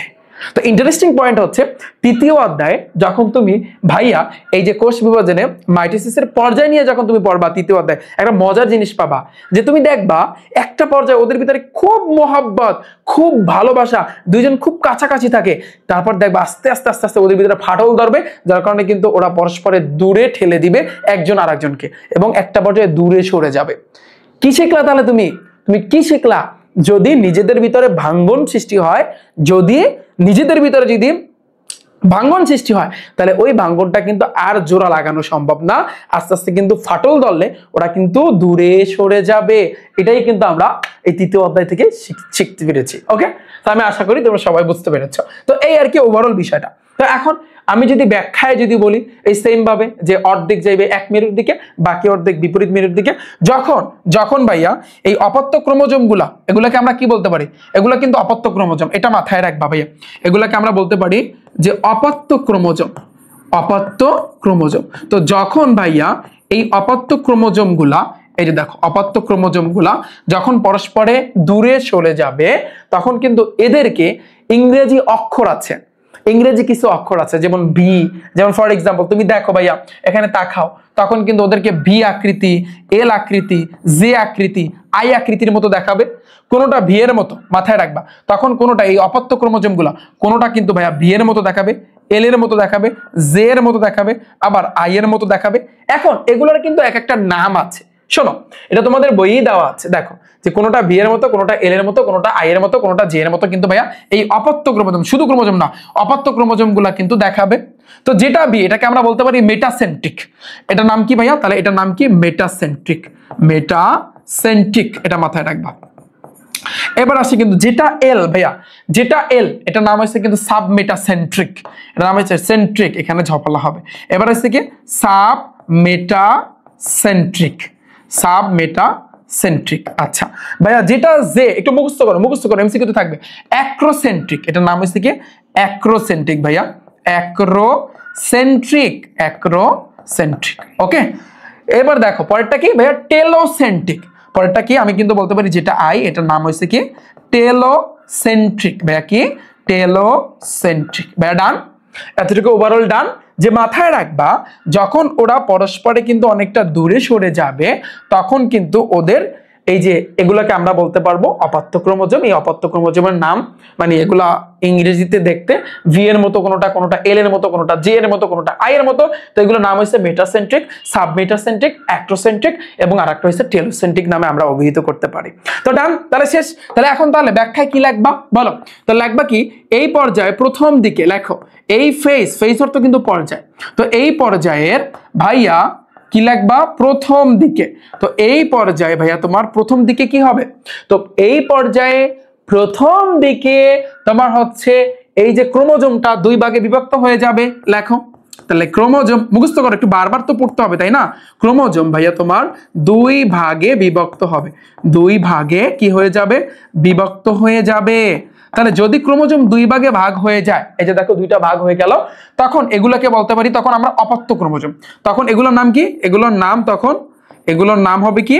এগুলোর নাম হবে তোমার অপত্য ক্রোমোজোম। ভাইয়া কি? অপত্য ক্রোমোজোম। অপত্য ক্রোমোজোম। এরপরে কি হবে? 2 নম্বরে এই অপত্য ক্রোমোজোম গুলা পরস্পর থেকে বিপরীত মেরুর দিকে যাত্রা শুরু করবে। তার মানে আমরা লিখতে পারি তারপরে বা এরপরে একটা লেখলি হয় যে এই অপত্য ক্রোমোজোম গুলো, অপত্য ক্রোমোজোম গুলো তোমার কি করবে? ক্রোমোজোম গুলো আমি একটু সংক্ষেপে লিখতেছি যে পরস্পরে বিপরীত মেরুর দিকে যাত্রা শুরু করবে। তাহলে পরস্পরে বিপরীত মেরুর দিকে যাত্রা শুরু করবে। শোনো, বইয়ে কি লেখছে ওটা দেখার বিষয় না, তুমি যেভাবে বুঝবা, ভাইয়া যেভাবে শিখাইবে তুমি ওইভাবে চিন্তা করবা, দেখবা তোমার কাছে সব ইজি লাগতেছে। বইয়ে কি বললো না বললো, জাস্ট তুমি বইটা পড়বা হালকা পাতলা, তোমার আরো জ্ঞানটা আর একটু বৃদ্ধি করতে, আর কিছু না, আর কিছু লাগবে না। যা শিখাই এগুলো শিখো, এগুলো শেখার পর তুমি বইটা ধরবা। আমি আবার বলি, এগুলো শেখার পর সাথে সাথে তুমি বইটা ধরবা, তাহলে দেখবা সব তোমার কাছে ভাইয়া যা শিখাইছে এগুলোই দেখবা অটোমেটিকলি তুমি বাড়তেছো। এটাই টেকনিক। তাহলে দেখো যে পরস্পরে কিন্তু বিপরীত দিকে সরে যাবে, বিপরীত দিকে সরে যাবে। ওকে ভাইয়া, তারপরে কি হবে? অপত্য ক্রোমোজোম গুলো পরস্পরে বিপরীত দিকে সরে যাবে। যে দেখো বিপরীত দিকে কিন্তু সরে গেল। বিষয়টা আমি বুঝাইতে পারছি ভাইয়া? পানি পানি কিনা আমাকে একটু জানাও ভাইয়া, কমেন্ট হবে জাস্ট ভাইয়া পানি পানি। এবার লাগবা, এবার 3 নাম্বার তুমি লাগবা, তখন এই অপত্য ক্রোমোজোম গুলাকে কোনোটাকে ভি এর মতো, কোনোটাকে এল এর মতো, কোনোটাকে জে এর মতো, কোনোটাকে আই এর মতো, এগুলো সৃজনশীলে যখন আসবে তুমি তখন ব্যাখ্যায় সুন্দরভাবে দিতে পারবা না। ডান, আমাদের অ্যানাফেজ আমাদের ডান। এরপর আসে কিন্তু ভাইয়া পরেরটা হয়েছে কিন্তু তোমার টেলোফেজ। এটা মাইটোসিসের একেবারে লাস্ট পর্যায়ে, শেষ পর্যায়ে। দেখো তুমি যদি টেলোফেজের চিত্র দেখো, আমি একটু চিত্রটা আঁকি তাহলে মজা পাবা। যে দেখো এখন আমরা কিন্তু শিখবো ভাইয়া টেলোফেজ, একেবারে 5 নম্বরে হয়েছে কি? টেলোফেজ। আচ্ছা, তাহলে টেলোফেজটা তুমি একটু দেখো ভাইয়া। টেলোফেজটা কি? এটা মাইটোসিসের একেবারে শেষ পর্যায়ে, এবং এই পর্যায়ে সেম ভাবে ভাইয়া তোমার কি হবে? এই যে দেখো এই পর্যায়ে যেটা হবে, তুমি দেখো, ভাবো, চিন্তা করো, সব আগের মতো। আমি যদি তোমাকে দেখাই প্রথম যে পর্যায়টা আমাদের ছিল, এখানে কিন্তু একটা নিউক্লিয়াস ছিল, ক্রোমোজোম ছিল, তাই না? ঠিক সেম ভাবে এরকম কিন্তু হবে, সেম, একেবারে সেম। তোমাকে আমি যদি দেখাই, এখানেও কিন্তু এই যে চিত্রের মাধ্যমে তুমি দেখতে পাচ্ছ, এখানেও কিন্তু ওই যে দুইটা মেরুতে, ওরা কিন্তু এখন 2 মেরুতে আছে। এখন টেলোফেজ পর্যায়ে যেটা হবে, ওই প্রথম পর্যায়ে কি হয়েছিল? পানির হ্রাস ঘটছিল, তাই না? ক্রোমোজোম গুলো আস্তে আস্তে কিন্তু তোমার 2টা ক্রোমাটিড গঠন করছিল প্রথম পর্যায়ে। এখন প্রথম পর্যায়ে পানি হ্রাস ঘটছে, এখন পানির যোজন ঘটবে। তো পানির যোজন ঘটে যেটা হবে, এই স্পিন্ডল যন্ত্র তো আর থাকতেছে না, থাকবে না, তখন কিন্তু এই পার্টটা এবং উপরের পার্টটা আলাদা হয়ে যাবে। আলাদা হয়ে গিয়ে এখানে একটা নিউক্লিয়াসের মতো, অর্থাৎ পুরো জিনিসটা কিন্তু আলাদা হয়ে যাবে। অর্থাৎ উপরেও কিন্তু তোমার এভাবে গোল্লার মতো পাবা, এই যে এভাবে তুমি গোল্লার মতো পাবা। হ্যাঁ, নিচে কিন্তু স্পিন্ডল যন্ত্র ওই আবাসটা থাকবে, আবার নিচেও কিন্তু একটা গোল্লার মতো পাবা, কারণ এখানে এখন পানির যোগ হয়েছে, পানির যোজন করছে। ওই প্রথম পর্যায়ে উল্টাটা, প্রথম পর্যায়ে তুমি যা লিখছো ওইটার উল্টাটা এখন এখানে লিখে দিলেই হবে। তার মানে ওই সেম ভাবে আগের মতো তোমার এখানে একটা নিউক্লিয়াস থাকবে, তারপর এখানে কিন্তু ভাইয়া তোমার সেম আগের মতো তোমার এখানে ক্রোমোজোম থাকবে, আবার এখানেও কিন্তু ভাইয়া তোমার ক্রোমোজোম থাকবে, এখানেও কিন্তু ভাইয়া তোমার নিউক্লিয়াস থাকবে, এই তো আগের মতো, ঠিক আগের মতো। ওকে, এটার নাম হয়েছে কিন্তু টেলোফেজ। আমি আশা করি তোমরা বুঝতে পেরেছো। দেখো আমরা একটু ব্যাখ্যাটা পড়ি। এটা মাইটোসিসের শেষ পর্যায়ে, এখানে প্রোফেজের ঘটনাগুলা একেবারে বিপরীত ক্রমে আসবে। ওই যে প্রোফেজে যা যা ঘটাইছো সম্পূর্ণটা বিপরীতটা কিন্তু এখন আসবে। তো ক্রোমোজোমগুলো আবার সরু এবং লম্বা আকার, সেম আগের মতো। আবার এই যে ক্রোমোজোমগুলা এই আগের মতোই, দেখো পেছানো পেছানো। যে আমি যদি বলি যে প্রথম পর্যায়ে কিন্তু কিভাবে ছিল, দেখো ভাইয়া প্রথম পর্যায়ে কিন্তু এই যে পেছানো পেছানো পেছানো পেছানো কিন্তু ছিল, ঠিক সেম ভাবে এই ক্রোমোজোমগুলো আগের মতো কিন্তু হইবে, এই কথাই কিন্তু বলছে। বিষয়টা আমি বুঝিতে পারছি? তাহলে দেখো ক্রোমোজোমগুলো ঠিক আগের মতো সরু এবং লম্বা আকার ধারণ করবে, কারণ এখানে কিন্তু এখন পানির যোজন ঘটবে। এখানে কি ঘটবে ভাইয়া? পানির যোজন ঘটবে। জাস্ট একটু পড়ো, তাহলে কিন্তু পুরো জিনিসটা তোমাদের কাছে একেবারে পানির মতো সহজ লাগবে। আমি বুঝাইতে পারছি ভাইয়া? বলো এতটুকু বুঝছো? এতটুকু বুঝছো? বলো যে পুরো এই 5টা পর্যায়ে, এখানে জাস্ট একটু লেখো, এখানে লেখবা যে ভাইয়া যে এই পর্যায়ে শুরুর দিকে তোমার কি হবে, বিষুবীয় অঞ্চল যেটা আগে ছিল তা ভেঙে কিন্তু এখন তোমার প্রথম পর্যায়ে প্রোফেজের মতো কিন্তু হবে। এখানে যেটা হবে পানির যোজন ঘটবে, যার ফলে কিন্তু ক্রোমোজোমগুলো আগের মতো লম্বা আকার ধারণ করবে এবং এখানে নিউক্লিয়াস দেখা যাবে। জাস্ট এতটুকু লেখলি এনাফ, আর কিছু লাগবে না। আমি আশা করি তোমরা সবাই বুঝতে পেরেছো। বলো তাহলে 5টা পর্যায়ে তোমরা বুঝতে পেরেছো? বলো 5টা পর্যায়ে তোমাদের কাছে পানির মতো ক্লিয়ার? পুরো যা যা আমি এঁকেছি এগুলো তোমরা পিডিএফ পেয়ে যাবা। যারা এই ক্লাসটা তোমরা ভাইয়া আমার ইউটিউব চ্যানেল থেকে যারা দেখতেছো, জাস্ট এই কমেন্ট সেকশন একটু চেক করো, সেখানে আমি পিডিএফ এর লিংক দিয়ে রাখবো। অথবা যারা আমার ব্যাজে আছো, যারা আমার সায়েন্সের ব্যাজে আছো, তোমাদের জন্য সুন্দরভাবে আমার ওয়েবসাইটে কিন্তু সাজানো থাকবে। ঠিক আছে, এখন আমরা যে শিখলাম, এখন যদি সাথে সাথে আমরা যদি এমসিকিউ, বিগত বছরে এমসিকিউ যদি কভার করে ফেলি, যতটুকু শিখেছি তোমরা বলবো আরো তো আছে, মাইটোসিসের গুরুত্ব আছে না, আরো অনেক আছে, মিউসিস আছে না, কিন্তু আমরা ওভাবে শিখবো না ভাইয়া। এই যে দেখো প্রত্যেকটা চিত্র আমি যা শিখেছি সেগুলো এখানে তোলা আছে, কোনো অসুবিধা নেই। তো দেখো আমরা এখন সাথে সাথে কি করবো ভাইয়া, এগুলো কিন্তু আমরা এখন শিখবো। এগুলো যদি এখন সাথে সাথে করে ফেলি তাহলে আমাদের অন্য লেভেলের একটা আইডিয়া চলে আসবে, কিন্তু আমাদের আরো একটু জানতে হবে। শোনো ভাইয়া, আমার এই যে ক্লাসটা, এই ক্লাসটা হচ্ছে কিন্তু যে টাইপ ভিত্তিক তোমার হচ্ছে পদার্থ, রসায়ন, উচ্চতা গণিত, জীববিজ্ঞানের বেসিক, তারপর হচ্ছে কিন্তু তোমার এমসিকিউ, তারপর হচ্ছে কিন্তু ভাইয়া সৃজনশীলের ক্র্যাশ কোর্স ভাইয়া। ঠিক আছে, যেই ক্র্যাশ কোর্সে আমার ওয়ানলি ওয়ান একটাই টার্গেট, তোমাদের আমি প্রত্যেকটা সাবজেক্টে, পদার্থ বলো, রসায়ন বলো, উচ্চতর গণিত বলো, জীববিজ্ঞান বলো, প্রত্যেকটা সাবজেক্ট আমি 100তে 100 ভাইয়া দেবো। এবার আমি সেই চ্যালেঞ্জ নিয়েছি। 2024 সালে যারা এসএসসি পরীক্ষা দিয়েছে ওদের জন্য কিন্তু আমার ব্যাচ ছিল, সায়েন্সের ব্যাচ ছিল। 2025 সালে যারা এসএসসি পরীক্ষা দিয়েছে ওদের জন্যও কিন্তু ছিল। তখন কিন্তু ওদের জন্য এতটা ফিচার্স আসে নাই যেটা আমি তোমাদের জন্য 2026 সালে যারা এসএসসি পরীক্ষা দিবা, যাদের ভাইয়া তোমাদের শর্ট সিলেবাস দিছে, এবং যারা 2027 সালে এসএসসি পরীক্ষা দিবা, যাদের ভাইয়া ফুল সিলেবাস তোমাদের দিছে, তো তোমাদের জন্য এনেছি। তো ভাইয়া জাস্ট এই কোর্সে তোমার সব কভার ভাইয়া, টাইপ ভিত্তিক, basic, CQ, MCQ, crash course. যারা টাইপ ভিত্তিক এমসিকিউ গুলো আমার ক্লাস দেখছো তোমরা কিন্তু জানো মজাটা কি আসলে। এমসিকিউ তো এই যে জীববিজ্ঞানটা একটু ভিন্নভাবে আমরা শিখবো। জীববিজ্ঞানে শোনো, যেই চ্যাপ্টারটা সবচেয়ে কঠিন, ওই কঠিন চ্যাপ্টারটা আমরা কিভাবে কমপ্লিট করব, ওই কঠিন চ্যাপ্টারটাকে আমরা ওই টপিকটা, ধরো এই যে আমরা মাইটোসিসের পর্যায়গুলো পড়লাম, 5টা পর্যায়, আমরা জানি এই 5টা পর্যায়ে অনেকের কাছে কঠিন লাগছে না, সবার কাছেই কঠিন লাগছে।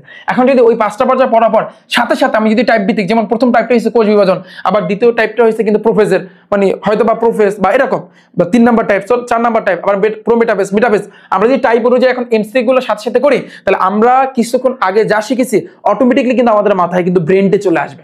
তো আমি কিন্তু এইভাবে ভাইয়া তোমাদেরকে শিখাবো, একটা ধাপ আছে ভাইয়া, এই ধাপ বাই ধাপ তোমাদেরকে শিখাবো।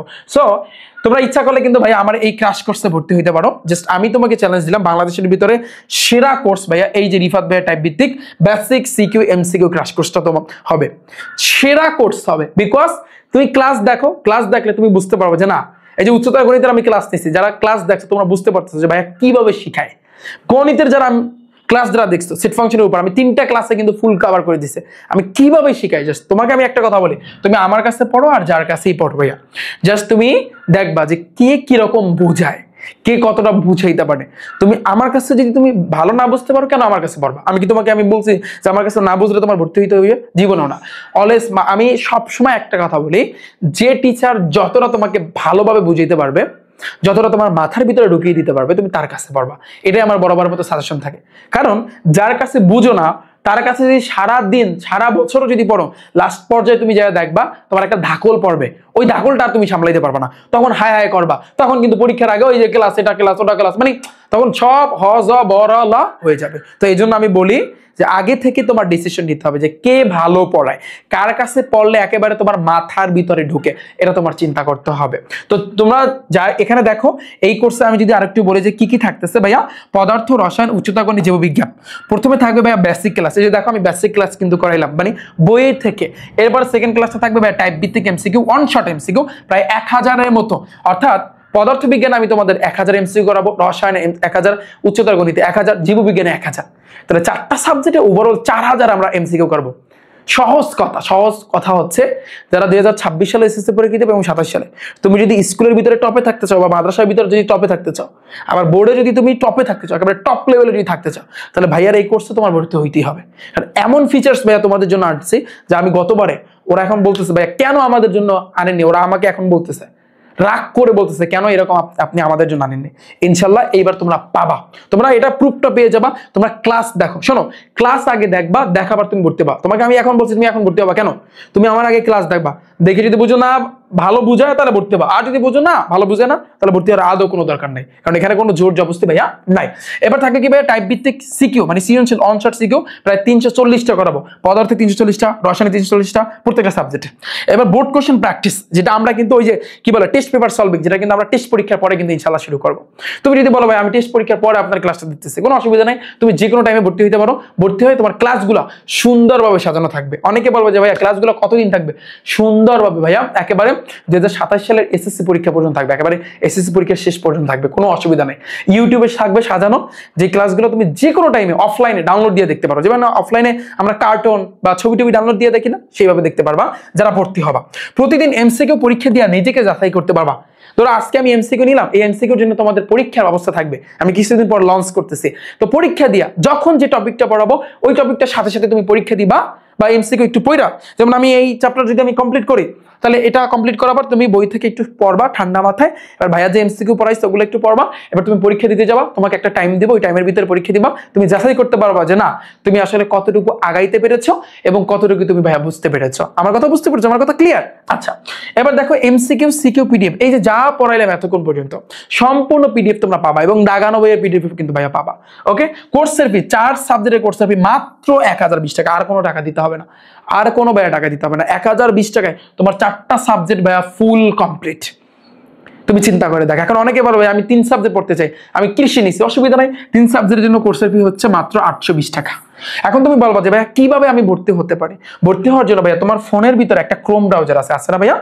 সবার ফোনের মধ্যে কিন্তু একটা ক্রোম ব্রাউজার আছে। এই যে ক্রোম ব্রাউজারে যাবা, ক্রোমে গিয়ে সার্চ দিবা রিফাত একাডেমি অথবা rifatacademy.com, এখানে তারপর ফার্স্টে এখানে একটা ক্লিক করবা। ক্লিক করলে কিন্তু ভাই আমার এই যে আমার ওয়েবসাইটটা আসবে, তুমি দেখতে পারবা। যখনই যাবা শুরুর দিকে একটা ভিডিও দেখতে পারবা, একটু কষ্ট হলে 2 মিনিটের ভিডিওটা দেখে নাও।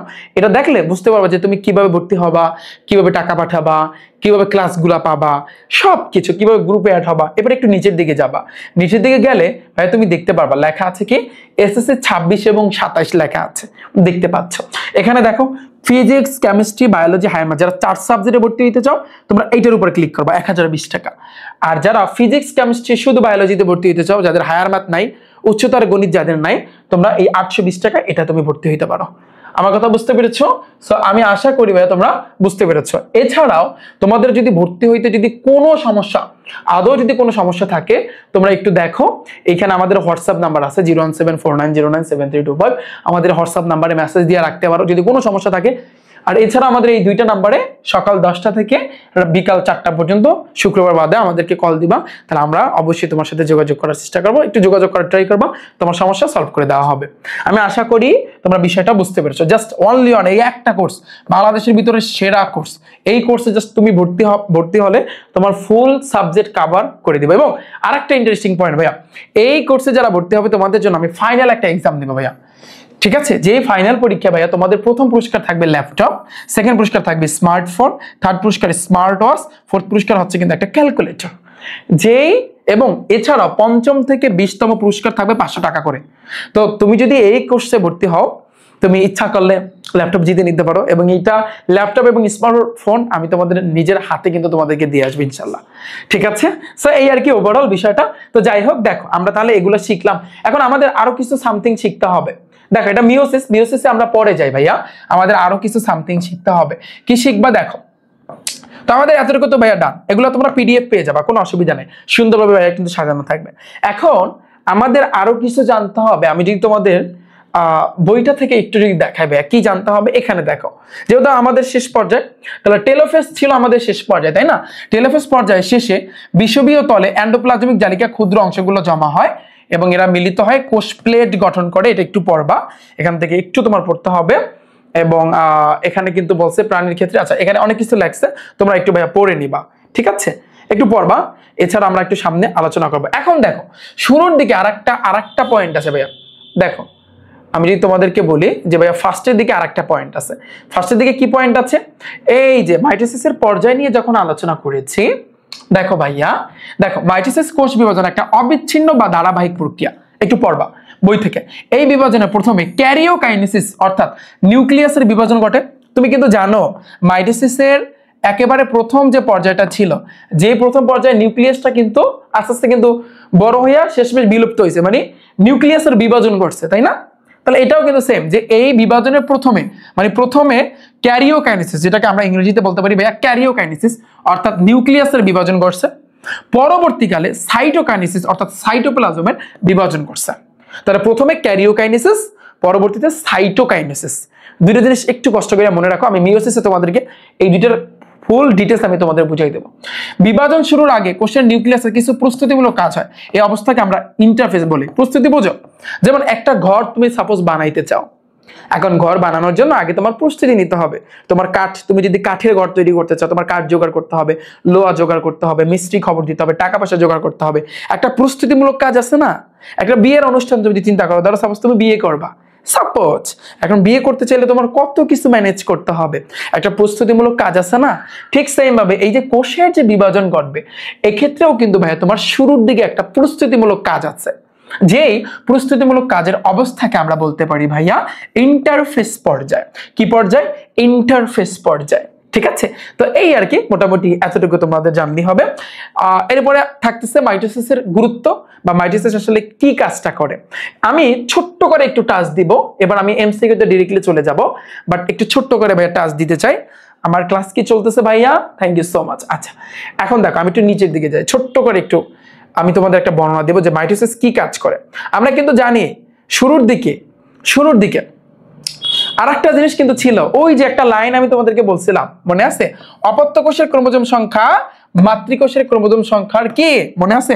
আমি যদি বলি ভাইয়া মাইটোসিস, দেখো মাইটোসিসের ক্ষেত্রে মাথায় রাখবা যে মাইটোসিসের নিউক্লিয়াসটা, এই নিউক্লিয়াস কিন্তু একবার বিভাজিত হয়, এটা মাথায় রাখবা। নিউক্লিয়াস কয়বার বিভাজিত হয় ভাইয়া? একবার বিভাজিত হয়, একবার বিভাজিত হয়, এটা মাথায় রাখবা, বিভাজিত হয়। এমসিকিউতে কিন্তু থাকবে। এবারে মাইটোসিসের ক্রোমোজোম যেটা, এই ক্রোমোজোম কয়বার বিভাজিত হয়? একবার বিভাজিত হয় ভাইয়া, এটাও কিন্তু সেম একবার বিভাজিত হয়। এই জন্য মাইটোসিসের অপত্য কোষের ক্রোমোজোম সংখ্যা, অপত্য কোষের ক্রোমোজোম সংখ্যা মাতৃকোষের সমান। কার সমান? মাতৃকোষের সমান। মাইটোসিসের অপত্য কোষের ক্রোমোজোম সংখ্যা মাতৃকোষের সমান, এই জিনিসটা একটু ভাইয়া মাথায় রাখবা। এখন তুমি বলবা যে ভাই অপত্য কোষের ক্রোমোজোম সংখ্যা, কেন তোমাকে আমি শিখাই নাই? এই অপত্য কোষ কোনটা? এই যে অপত্য কোষের ক্রোমোজোম সংখ্যা, যখন তোমার ক্রোমোজোমটা দুইটা ভাগ হয়ে গেছে তখন এগুলোকে আমি বলতে পারি অপত্য কোষের ক্রোমোজোম। এটা গেল আমাদের অপত্য কোষের ক্রোমোজোম সংখ্যা, কারণ লাস্ট পর্যায়ে দেখো অপত্য কোষের ক্রোমোজোম সংখ্যা পুরোটাই ভাগ হয়ে গেছে। এবার বলছি কি মাতৃকোষের সমান, তাহলে মাতৃকোষের সমান মানে কি? শুরুর দিকে আমি কিন্তু মাতৃকোষ বলছি, তাহলে এই মাতৃকোষের সমান, এই আর কিছু না, অপত্য কোষের ক্রোমোজোম সংখ্যা মাতৃকোষের সমান। এই জিনিসটা মাথায় রাখবে, এই লাইনটা সবচেয়ে সবচেয়ে সবচেয়ে ভাই ইম্পর্টেন্ট। আমি বুঝাইতে পারছি তোমাকে ভাইয়া? বলো, আমি কি তোমাকে বুঝাইতে পারছি? আমি আশা করি আমাদের এতটুকু ডান। এখন আসি আমি যেটা আসলে তোমাদেরকে বুঝাবো যে মাইটোসিসের গুরুত্ব। মাইটোসিসের গুরুত্বের ভিতরে তুমি একটু দেখো, তুমি বলবা যে ভাইয়া একটু পড়বা, এখান থেকে একটু লাইনগুলা পড়বা, একটু যদি লাইনগুলো পড়ো তারপর আমরা এমসিকিউ তে যাব। এখান থেকে পড়ানোর মানে কি? কারণ এখান থেকে পড়লে একটা অন্য লেভেলের আইডিয়া ভাইয়া তুমি পাবা, ঠিক আছে? দেখো দেখো ভাইয়া, মাইটোসিস প্রক্রিয়ার মাধ্যমে কোষ বিভাজনের কারণে আমরা জানি প্রতিটা কোষের নিউক্লিয়াস এবং সাইটোপ্লাজমের মধ্যেকার আয়তন পরিমাণ সব রক্ষিত হয়, আমরা জানি তো, ঠিক আছে? এর ফলে বহুকোষী জীবেরও কিন্তু দৈহিক বৃদ্ধি ঘটে। ওই যে বললাম না, তুমি অনেক ছোট ছিলা, তুমি বড় হয়েছে কেমনে? এই মাইটোসিস বিভাজনের মাধ্যমে। মাইটোসিসের বিভাজন ঘটছে, এই যে পর্দা যে কয়টা পড়ালাম, এভাবে বিভাজন করতে করতে করতে করতে করতে করতে তোমার কিন্তু কোষের সংখ্যা আস্তে আস্তে কিন্তু বাড়ছে, কোষের সংখ্যাও কিন্তু ভাই আস্তে আস্তে বাড়ছে, ঠিক আছে? যেমন যে একটা থেকে দুইটা হয়েছে, দুইটা থেকে তোমার চারটা হয়েছে, চারটা থেকে আটটা হয়েছে, আটটা থেকে এভাবে কিন্তু আস্তে আস্তে কোষের কিন্তু বৃদ্ধি করছে, যার কারণে কিন্তু আমরা বড় হয়েছে। মানে একটা থেকে দুইটা, দুইটা থেকে চারটা, চারটা থেকে আটটা, এবং কিন্তু আস্তে আস্তে কিন্তু তোমার বৃদ্ধি করছে। এখন তুমি বলবো যে ভাইয়া এইভাবে যদি বাড়তে থাকে, তার যদি অনবরত যদি বাড়তেই থাকে তাহলে আমাদের সমস্যা হইবে না? না, কারণ এটার একটা লিমিট আছে। যেমন দেখো, থাকলে একটি কোষ থেকে সম্পূর্ণ একটা জীব, যেমন মানুষ প্রায় 30 ট্রিলিয়ন কোষ আমাদের, তাহলে আমরা বুঝতে পারলাম মানুষের প্রায় 30 ট্রিলিয়ন, মিলিয়ন, বিলিয়ন, ট্রিলিয়ন, ও মাই গড, 30 ট্রিলিয়ন কোষ কিন্তু গঠিত হতে বুঝি অনেক লম্বা সময় প্রয়োজন। তুমি মনে করতে পারো যে না, তাহলে মানুষের 30 ট্রিলিয়ন কোষ যদি তৈরি হইতে চায় তাহলে মনে অনেক লম্বা সময় দরকার। না, আদেও না। দেখো, কিন্তু সেটি সত্যি নয়। যদি বৃদ্ধির জন্য দরকারি পুষ্টির সরবরাহ অক্ষুণ্ণ থাকে, ধরো এই যে কোষের বৃদ্ধির জন্য তোমার কি করতে হবে? তোমার খাবার খাইতে হবে। তুমি চিন্তা করো, তুমি যদি 4-5 দিন যদি না খাইয়ে থাকো, তুমি কি বাঁচবা? মরে যাবা। বিষয়টা কিন্তু এরকম। আমরা কিন্তু খাবার খাচ্ছি, আমাদের কোষের কিন্তু কোষের কাজগুলাও কিন্তু চলতেছে এই খাবারের উপর কিন্তু ডিপেন্ডেন্ট। তুমি যত খাবার খাওয়া বা আমরা যে খাবারটা খাই, আমাদের কোষের কাজগুলাও অনবরত চলতেছে, আস্তে আস্তে গ্রো করতেছে। যে যত ভালো কিছু খাবে, ভালোভাবে খাওয়া দাওয়া করবে, দেখবা তার শরীরটা আস্তে আস্তে কিন্তু বাড়বে।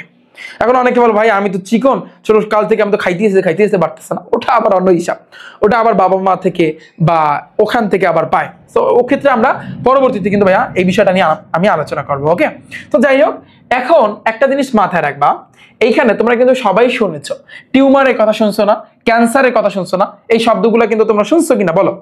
অবশ্যই কিন্তু ভাইয়া শুনছো। এই টিউমার বলো ভাইয়া, এই ক্যান্সার বলো, তো এগুলোর সাথে কিন্তু আমরা সবাই কিন্তু পরিচিত। কারণ এখন তোমরা বলবো যে ভাই এগুলো কিভাবে হয়? এই যে কোষের যে বৃদ্ধি ঘটে মাইটোসিসের মাধ্যমে, এই কোষের বৃদ্ধিটা একটা পর্যায়ে কিন্তু ভাইয়া তোমার অস্বাভাবিকভাবে কোষের কিন্তু মানে বিভাজন ঘটে থাকে, অস্বাভাবিকভাবে। তাহলে তুমি চিন্তা করো, অস্বাভাবিকভাবে যদি বাড়তি থাকে তাহলে কিন্তু একটা পর্যায়ে দেখা যাবে যে তোমার ওই যে আমি যদি একটু বলি যে মাইটোসিস কোষ বিভাজন প্রক্রিয়া একটা থেকে দুইটা, দুইটা থেকে চারটা কোষের সংখ্যা বাড়তে থাকে, কিন্তু কোনো কোষ প্রক্রিয়াটি যদি নিয়ন্ত্রিত থাকে, এই কিন্তু কোষ বিভাজন প্রক্রিয়াটি যদি নিয়ন্ত্রিত থাকে, অর্থাৎ এটা কিভাবে হয়? একটা থেকে দুইটা, দুইটা থেকে চারটা, যখন কোষের না নিয়ন্ত্রণ যদি থাকে যে না একটা লিমিটের মধ্যে আছে, কিন্তু কোনো কারণে যদি এই নিয়ন্ত্রণটা যদি হারায় ফেলে, তখন কিন্তু অস্বাভাবিকভাবে কোষ বিভাজন চলতে থাকে, যার ফলে কিন্তু টিউমারের সৃষ্টি হয়, এবং প্রাণঘাতী টিউমারকে ক্যান্সার কিন্তু বলা হয়। আমার কথা বুঝতে পেরেছো?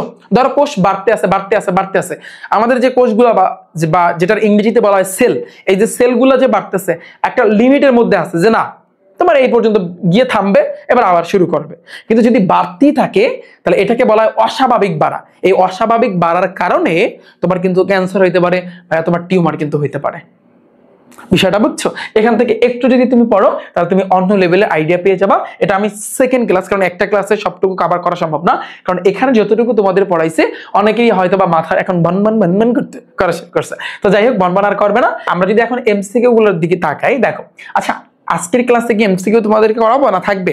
জাস্ট শোনো, আজকের ক্লাসে থাকুক। এবার আমরা এই যে বিগত বছরের যতগুলো এমসিকিউ আছে, টাইপ ওয়াইজ যে এমসিকিউ গুলো আছে দেখতে পাচ্ছ, তো এগুলো কিন্তু আমরা নেক্সট ক্লাসে কিন্তু করবো। ওকে, কারণ আজকে অনেকের হয়তো বা মাথাটা ভাইয়া করতে পারে। তো যাই হোক, শোনো আজকের ক্লাসটা ভাইয়া এতটুকু থাকুক। দেন আমরা নেক্সট ক্লাসে আমরা এমসিকিউ বলো, তারপর এই যে তোমার মিওসিসটা আছে, আবার মাইটোসিসের আরো গুরুত্ব আরো একটু ডিটেলসে জানবো। আপাতত আজকে তোমরা এই 6টা পর্যায়ে সরি 5টা পর্যায়ে একটু মাথায় রাখবা। পারা যাবে ভাইয়া? ভাইয়া বলো আজকে ক্লাসটা পানি পানি কিনা বলো, কঠিন লাগলেও তারপরও পানি পানি কিনা একটু ভাই সবাই কমেন্টে আমাকে জানাবা। ওকে, তো নেক্সট ক্লাসে ইনশাআল্লাহ ভাই তোমাদের বাকিটুকু কভার করে দেবো। এরপর সহজ আছে, এবার যে অংশটুকু আছে জাস্ট আমি টাচ দিব, তাহলে দেখবা একেবারে ইজি তোমাদেরকে আমি সহজে ভাইয়া তোমাদের বুঝাই দেবো। ওকে, সো যারা কোর্সে ভর্তি হইতে চাও দ্রুত গতিতে ভর্তি হইতে পারো, যে কোনো টাইমে ভর্তি হইতে পারো ভাইয়া। এবং ধুমায়া ভাইয়া ক্লাস চলতেছে ইনশাআল্লাহ, সামনে একেবারে তোমাদের ফুল ভাইয়া কমপ্লিট করে দেবো। ঠিক আছে, সো দেখা হচ্ছে ভাইয়া তোমাদের সাথে পরবর্তীতে। এবং এটার পুরো পিডিএফটা যতটুকু আমি পড়াইছি, এটার ভাইয়া পিডিএফটা আমি কিন্তু দিয়ে রাখবো। ওকে, তাহলে ভালো থাকবে ভাইয়া সবাই।